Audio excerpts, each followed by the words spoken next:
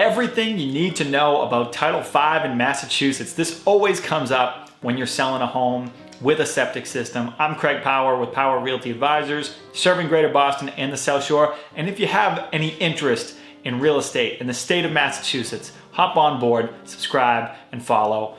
First off, what is Title V and why does it matter in real estate?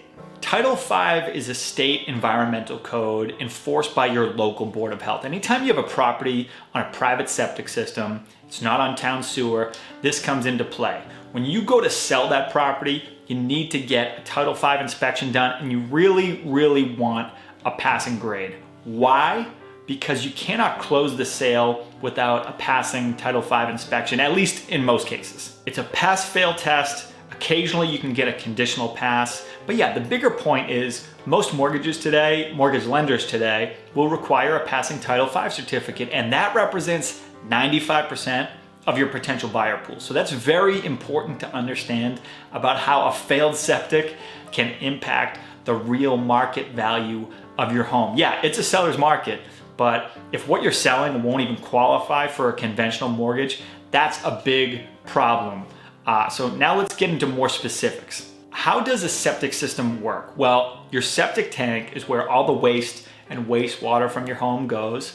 The solids remain in the tank itself while liquids go out through a distribution box to a leaching field, getting released underground in your yard. Honestly, it seems to be great for the grass. It's always where the grass is growing in nicely. But as you can imagine, when you're dealing with waste, you don't want to have any issues, and that's what Title V is ultimately concerned about. If your system isn't working properly, you could be looking at major remediation work, environmental remediation. It could contaminate your drinking water, it could affect your neighbors, it could make people sick.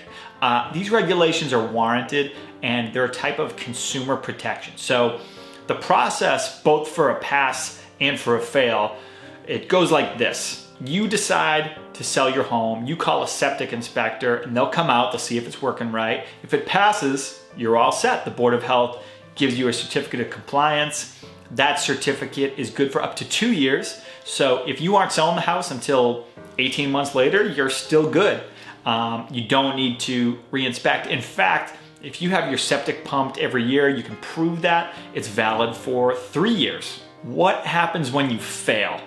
You're not gonna like this. You need to install a new septic system, and it's expensive, and I'm sorry, and I'll get into the real estate implications in a moment. We can talk about the cost versus the return, but installing a new system begins with, you'll need to have an engineer draw up plans. They're gonna do a perk test, and they'll use those findings to plan out your new private sewage system for your house. Then you pay a contractor to install it. The engineer inspects it, the Board of Health inspects it, and in the end, you have that all-important certificate of compliance. Now, what we talk about a lot on here is cost versus value and return on investment, right? The question a seller may ask themselves at this point is, listen, this septic's gonna cost me $20,000. If I get this work done, am I actually going to get a return on that investment? It's true that a cash buyer is not constrained by these mortgage requirements. They can buy property with a failing Title V, no questions asked. I've also had the rare deal where we approved an escrow holdback after closing, specifically for a new septic install. So it can be done, right? Selling a property with a failed Title V can be done, it happens. The question though, is will I get a return on the money I'm spending?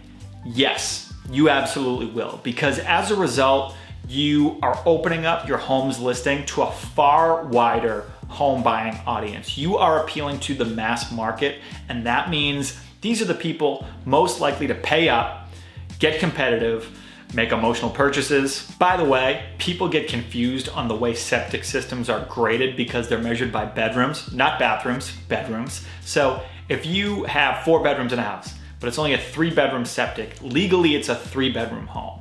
That would affect resale value. And the reason it's measured in bedrooms instead of bathrooms, really it's just based on usage, meaning how many people live in the home rather than the amount of toilets. If you give 4 people 100 toilets, they're still gonna use the bathroom at the same frequency. Weird example, but also it's true. Thanks for watching. Also, tell your parents about this, okay? A lot of the older generation out there, they say, okay, We've been here since 1989. Finally, let's downsize, and this catches them by surprise. It's a major expense, and it can either cost them big money or it can put plans on hold altogether. For more real estate content specific to Massachusetts and the Boston area, please subscribe and follow. I'd love to hear from our social media audience. Don't hesitate to contact me with any real estate related questions at craig@powerrealtyboston.com.